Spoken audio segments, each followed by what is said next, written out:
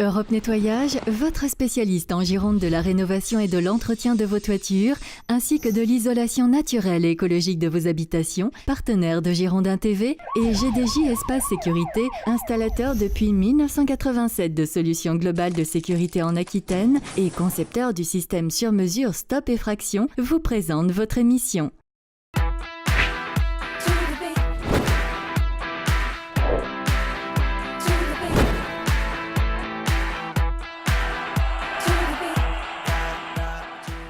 Mardi 18 mars, bonsoir à tous et bienvenue dans le Clubhouse de Girondin TV. Au sommaire de cette émission, dans quelques instants, retour sur la 29e journée de championnat en compagnie de Marius Trésor.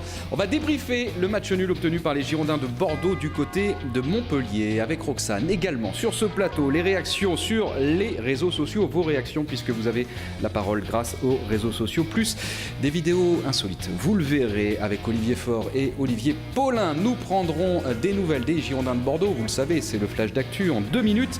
Et puis invité de cette émission, Cédric Carasso. Avec lui, nous reviendrons également sur la rencontre, même si lui l'a suivi depuis son poste de télévision. Vous le savez, il était forfait pour cette rencontre. Le capitaine Cédric Carasso en prendra de ses nouvelles dans quelques instants. Mais tout de suite, on retrouve Olivier Faure, le flash d'actu de Girondin TV. Bonjour Emmanuel, bonjour à tous, ravi de vous retrouver pour les dernières infos des Girondins de Bordeaux. Entraînement ce mardi matin pour les hommes de Francis Gillot après leur match nul de ce week-end. C'était du côté de Montpellier, un but partout, des buts signés Carlos Henrique pour Bordeaux et Hilton, on le rappelle, à Montpellier. Au niveau du classement, Bordeaux est 9e, Bordeaux a perdu une place puisque Toulouse est passé devant les Girondins.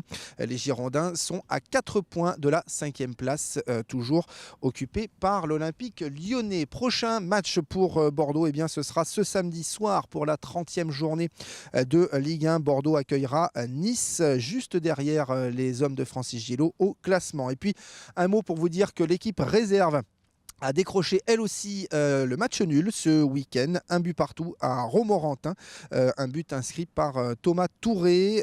Les hommes de Patrick Battiston sont toujours 11e au classement. Enfin, une séance dédicace ce mercredi à la boutique Orange, place Saint-Projet à Bordeaux. Guillaume O'Haraud, Lucas Orban et Diego Roland seront présents à partir de 15h si vous voulez les rencontrer. Donc, n'hésitez pas à faire le déplacement. Voilà pour les dernières infos. Emmanuel.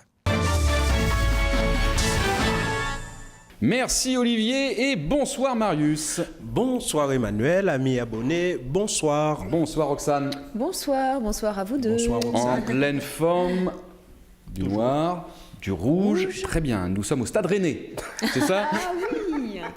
Bravo. Bien vu. Bien vu pour les couleurs. Allez, avec vous Marius, on va revenir donc sur cette rencontre que vous avez commentée en compagnie d'Olivier Faure et de Franck Jurietti. Juste un mot, 48 heures à peine après le coup de sifflet final. Votre sentiment général sur la rencontre disputée par les Girondins de Bordeaux? Ça n'a pas été le match du siècle. Ça c'est sûr.